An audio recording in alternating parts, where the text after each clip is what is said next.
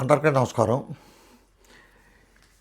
పశ్చిమ గోదావరి జిల్లా పెనుగొండ గ్రామంలో ఉన్న SVKPN doctor KS Raju arts and science degree college autonomous మరియు SVKP and Peethani Venkanna junior కాలేజీకి సంబంధించిన 50 ఇయర్స్ ఫంక్షన్ గోల్డెన్ జూబ్లీ అని చెప్పి కండక్ట్ చేయడానికి కాలేజీ కమిటీ వారు పూర్వ విద్యార్థులు కొంతమంది కలిపి ఒక కార్యక్రమం తలపెట్టారు. చాలా సంతోషం, చాలా గొప్ప కార్యక్రమం. ఎందుకంటే ఒక ఇంటీరియర్ విలేజ్లో ఉంది పశ్చిమ గోదావరి జిల్లా పెనుగొండ అనేది. ఎందుకంటే నేషనల్ హైవేకి వెళ్ళాలన్నా 10 కిలోమీటర్లు ప్రయాణం చేయాలి, రైలు ఎక్కాలన్నా 10 కిలోమీటర్లు 14 కిలోమీటర్లు ప్రయాణం చేయాలి. అటువంటి విలేజ్లో ఆ రోజు ఒక కాలేజీ పెట్టాలనే తలంపు వచ్చిన గొప్ప వ్యక్తులు చాలామంది ఉన్నారు. ఒక 20-30 మంది ఉంటారు. వాళ్ళందరికీ కూడా హృదయపూర్వక నమస్కారాలు. ప్రత్యేకించి డాక్టర్ కేఎస్ రాజు మరియు శ్రీ పీతాని వెంకన్న గారు, వీళ్ళిద్దరికీ కూడా ప్రత్యేక కృతజ్ఞతలు తెలియజేయాలి. ఎందుకంటే వీళ్ళిద్దరికీ కూడా పెనుగొండ నేటివ్ గ్రామం కాదు, కాకపోయినా సరే పెద్ద డొనేషన్ ఇచ్చి ఆ రోజుల్లో ఎకరం 5,000 4,000 ఉన్న రోజుల్లోనే ₹1,00,000 డొనేషన్ ఇచ్చి ఆ కాలేజీని నిలబెట్టారు. అదే సందర్భంలో ఆ కాలేజీ కాలం అవతల కట్టే ఉద్దేశంతో ఉన్నప్పుడు యువతల పక్కన పార్థసారథి రైస్ మిల్ అనేది ఆ కాలేజీ కండక్ట్ చేసుకోవడానికి ఇచ్చిన ఆ జవాద్ వారి కుటుంబానికి కూడా హృదయపూర్వకంగా నమస్కారాలు తెలియజేస్తూ ఈ వీడియో ఎందుకు చేస్తానంటే, ఈ చేయటానికి గల కారణం నాకున్న అర్హత ఏంటి అంటే 86, 87 నేను కాలేజీ స్టూడెంట్స్ యూనియన్ ప్రెసిడెంటు. అదేవిధంగా SVKPN doctor KS Raju arts and science college మరియు ఎస్వికేపిఎన్ పీతాని వెంకన్న జూనియర్ కాలేజీలకు సంబంధించిన అలూమిని అంటే ఓల్డ్ స్టూడెంట్స్ అసోసియేషన్కి ఫస్ట్ ప్రెసిడెంట్ నేనే. కాబట్టి ఈరోజు సోషల్ మీడియాలో ఒక పోస్ట్ చూసి ఈ వీడియో చేస్తాను. ఎందుకంటే 3 వ్యక్తులు ఈ అలూమిని కండక్ట్ చేస్తాం. 21 డిసెంబర్ అంటే ఇప్పుడు అలూమిని అనేది 2026 జనవరి 10, 11, 12 తారీఖులో కండక్ట్ చేద్దామని చెప్పి అనుకుంటున్నారు. 3 రోజులు ప్రముఖుల్ని గెస్ట్ల కింద కాకేసి ఈ లోపల ఇంటరాక్టివ్ మీటింగ్ అని చెప్పి ఒకటి ఈ బిర్లా టెంపుల్ దగ్గర ఉన్న ఒక ఆడిటోరియంలో కండక్ట్ చేయడానికి 21వ తారీఖున డేట్ ఫిక్స్ చేసుకున్నారు. ఈ సందర్భంలో ఒక సోషల్ మీడియాలో ఒక వీడియోలు పోస్ట్ చేశారు. ఒక 6 లెక్చర్స్ కలిపి ₹3,00,000 డొనేషన్ ఇచ్చారంట. 50,000 చెప్పిన చాలా సంతోషం. ఓకే. కాకపోతే ఏంటంటే డిగ్రీ కాలేజీ ప్రిన్సిపల్ అప్పారావు గారు, డాక్టర్ అప్పారావు, అలాగే జూనియర్ కాలేజీ ప్రిన్సిపల్ సూర్యనారాయణ గారు అనుకుంటాను ఆయన పేరు. ఆయనతో నాకు పెద్ద ఇంటరాక్టివ్ లేటు. ఇంకొక ఆయన ఏంటంటే డాక్టర్ వెంకరెడ్డి రామ్మోహన్ రావు అని చెప్పి ఆయన, నేను యూనియన్ ప్రెసిడెంట్గా ఉన్నప్పటి నుంచి కూడా నాకు ఒక విధంగా కోఆర్డినేటర్ కానీ లేదా బాడీ గార్డ్ కానీ ఏదో విధంగా తమ్మ గారు ఆయన నిర్మించాడు. ఆయన్ని శివాజీ గారిని. సరేనా, అవన్నీ పాత విషయాలు, అవన్నీ వద్దు. కానీ వీళ్ళ ముగ్గురు మాట్లాడిన మాటలు చూస్తే నాకు కొంచెం బాధ కలిగింది. ఏంటంటే వీళ్ళు ప్రాధేయపడుతున్నారు, రిక్వెస్ట్ చేస్తున్నారు, యాచిస్తున్నారు ఒక విధంగా. ఏంటంటే ఈ ఓల్డ్ స్టూడెంట్స్ అసోసియేషన్ ఫంక్షన్ కానీ లేకపోతే గోల్డెన్ జూబ్లీ ఫంక్షన్ కానీ ఆర్థిక సహాయం చేయండి అని చెప్పి, అంత కర్మ ఏమొచ్చిందో కాలేజీకి అని చెప్పి నేను కొంత ఎంక్వైరీ చేసుకున్నాను. నా స్వయంగా, నేను ఎవరిని అడగలేదు, స్వయంగా కొంతమంది తెలిసిన వ్యక్తులను అడిగితే కాలేజీల పరిస్థితి ఎక్కడా కూడా బాగోలేదు. ఎందుకంటే ఈ రోజుల్లో బీకామ్లు చదివేవాళ్ళు, బీఎస్సీలు చదివేవాళ్ళు తగ్గిపోయారు. అంతా బీటెక్ల మీద కానీ, ఎంబీబీఎస్ల మీద కానీ, ఎంబీఏల మీద కానీ, బీసీఏల మీద కానీ పడ్డారు. అదే టైంలో పీజీ కాలేజీల పరిస్థితి అసలు బాగోలేదు. అందులో ఎంఏ చదివాడు, ఎంఎస్సీ చదివేవాడు, లేకపోతే ఎంకామ్ చదివాడు ఎవడో లేడు. చదివితే ఎంబీఏ చదువుతాడు, లేకపోతే ఎంసీఏ చదువుతాడు. అటువంటి పరిస్థితుల్లో కాలేజీ పని కూడా ప్రమాదంలో పడ్డది. ఎస్వికేపి కాలేజీ అనే కాదు, ఏ కాలేజీ పరిస్థితి అయినా అదే విధంగా ఉంది. ఈ పరిస్థితిలో మీరు డబ్బులు అడుగుతున్నదే ఈ అలూమిని అనే ఒక గోల్డెన్ జూబ్లీ ఫంక్షన్ కండక్ట్ చేయడానికి డబ్బులు అడుగుతున్నారా? అందరినీ కూడా ఆర్థికంగా సహాయం చేయండి అనే పదాలు కూడా మీ నుంచి వచ్చినాయి. లేకపోతే కాలేజీ అభివృద్ధికి డబ్బులు ఏమైనా సహాయం చేయమని అడుగుతున్నారా అనేది. ఇంకోటి ఏంటంటే ప్రేతస్మరణీయులు, చిరస్మరణీయులు, సదాస్మరణీయులైన పీతాని వెంకన్న గారు కానీ, డాక్టర్ కేఎస్ రాజు గారు కానీ, అదేవిధంగా ₹1 డొనేషన్ ఇచ్చిన ఆ రోజుల్లో ఆ కాలేజీ అభివృద్ధికి ఇచ్చిన ప్రతి వ్యక్తి కూడా చేతులెత్తి నమస్కరిస్తూ వాళ్ళు చేసిన సహాయంతో మనం ఇప్పుడు కాలేజీని ఎంతవరకు డెవలప్ చేసామనేది ఒక శ్వేతపత్రం రిలీజ్ చేయగలుగుతారు ఆ ప్రస్తుత కమిటీ. ఈ ప్రస్తుత కమిటీ అనేది భూమి పుట్టినప్పటి నుంచి ఉంది. ఈ కాలేజీ పెట్టినప్పటి నుంచి 51 సంవత్సరాల క్రితం ఏర్పడ్డ కమిటీ. వాళ్ళ కుటుంబ సభ్యులు, లేకపోతే వాళ్ళ మనవలో ముని మనవలో, ఇంకా ఇటువంటితో శాశ్వత కమిటీ ఒకటి ఏర్పడింది.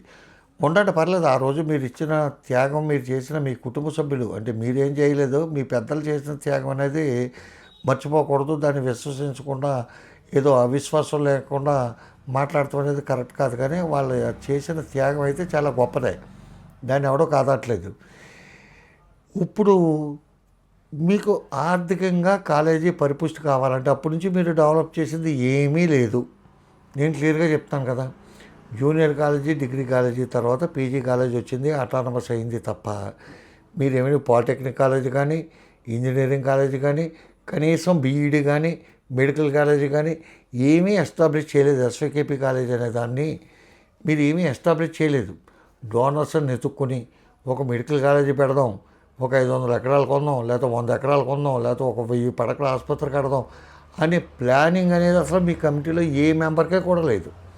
అది చెప్తానికి నేను ఏమీ సిగ్గుపట్టలేదు. చాలా ధైర్యంగా ఓపెన్గా చెప్తున్నాను. అది ఓపెన్గా డిస్కస్ చేయడానికి కూడా నేను సిద్ధంగానే ఉన్నాను. కాకపోతే ఏంటంటే ఇప్పుడు మీ పరిస్థితి బాగోలేదు కాబట్టి ఈ కాలేజీల పేరు ఎవడో కూడా మార్చడం.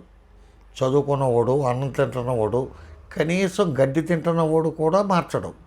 కాబట్టి ఆ కాలేజీల పేర్లు మారుతాయని చెప్పి ఎవరూ కూడా కంగారు పడక్కలేదు. SYKP and doctor KS Raju arts and science degree college autonomous మరియు ఎస్వైకేపీ అండ్ శ్రీ పీతాన వెంకట గారి కాలేజీ జూనియర్ కాలేజీ అనే 2 పేర్లు కూడా అట్లాగే ఉంటాయి. కాకపోతే ఏంటంటే భూమి పుట్టినప్పటి నుంచి ఉన్న మీ మెంబర్సు కొంతమంది కొత్త మెంబర్స్ని జాయిన్ చేసుకోండి సార్. ఒక్కో మెంబర్కి ఒక 50,000 రూపాయలు, ₹1,00,000 ఒక ఫీజు ఫిక్స్ చేయండి. వాళ్ళని కూడా మెంబర్స్ కింద జాయిన్ చేసుకోండి. మీ పేర్లు పట్టుకోరు, నెంబర్ 1. దానివల్ల వాళ్ళకి ఉపయోగం ఏమీ లేదు.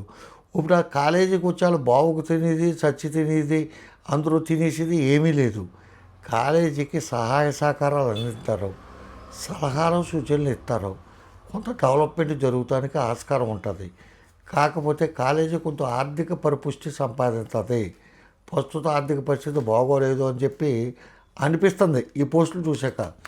ప్రిన్సిపల్ అప్పారావు పెట్టిన పోస్ట్ కానీ, జూనియర్ కాలేజీ ప్రిన్సిపల్ గారి పోస్ట్ కానీ, లేకపోతే ప్రస్తుత అల్యూమిని ప్రెసిడెంట్గా ఉన్న వెంకట రామోహన్ రావు పెట్టిన పోస్ట్ కానీ చూసిన తర్వాత నాకేంటంటే ఇంత పరిస్థితిలో ఉందా, ఇంత దయనీయమైన పరిస్థితిలో ఉందా మన కాలేజీ అని చెప్పి నాకు అనిపించింది. కాబట్టి వెంటనే ఈ వీడియో చేస్తున్నాను.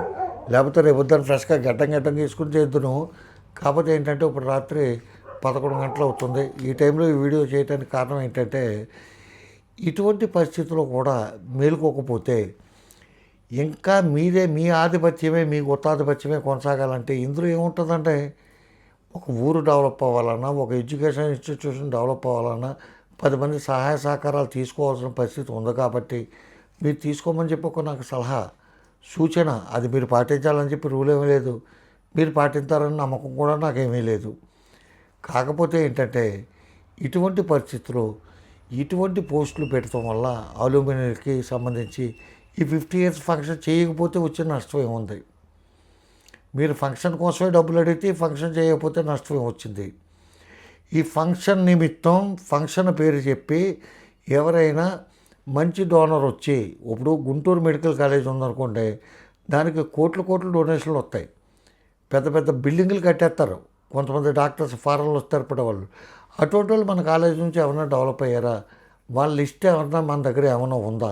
ఇటువంటి మనం ఏమైనా చాకౌట్ చేయగలిగామా? లేదు అల్యూమినియం పెడతాం అని చెప్పి పెడతాం.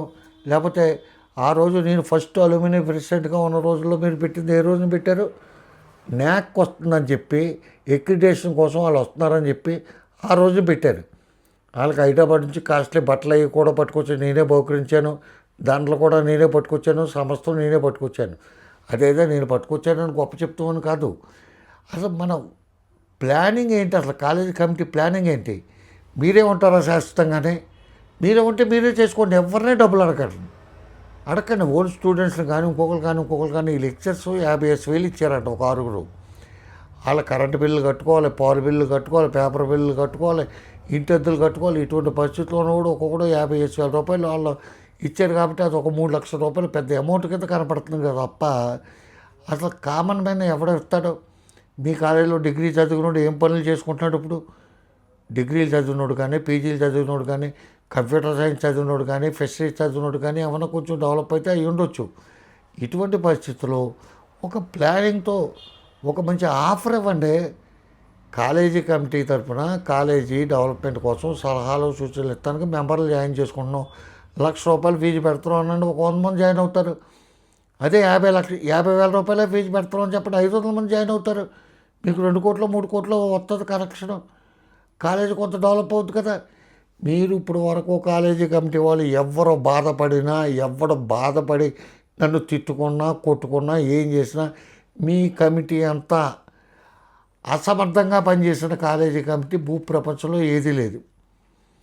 కనీసం ఒక బీఈడీ కాలేజ్ తేలేకపోయారు, ఒక పాలిటెక్నిక్ కాలేజ్ తేలేకపోయారు, ఒక ఇంజనీరింగ్ కాలేజ్ తేలేకపోయారు, ఒక మెడికల్ కాలేజ్ తేలేకపోయారు.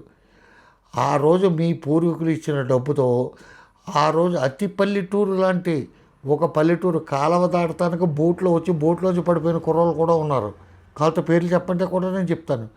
అటువంటి పరిస్థితి నుంచి డెవలప్ అయిన ఈ కాలేజీని మీరు ఈ రోజుకి అదే స్థితిలో ఉంచారు. ఏదో 2-3 బిల్డింగులు కట్టారని చెప్పుకోవచ్చు తప్ప అంతకుమించి మీరు చేసిన డెవలప్మెంట్ ఏమీ లేదు. కాబట్టి ఇక నుంచి అయినా మీ నేతృత్వంలోనే, మీ పాత కమిటీ నేతృత్వంలోనే కాలేజీని డెవలప్ చేయండి. ఆ డెవలప్మెంట్కి ఉపయోగపడే ఫండ్స్ కోసమైనా సరే కనీసం మెంబర్స్ని జాయిన్ చేసుకుంటే బాగుంటుందేమో అని చెప్పి నాది ఒక సలహా సూచన. పాటించకపోవటం అనేది మీ ఇష్టం. నమస్కారం. రామారావు. జై హింద్.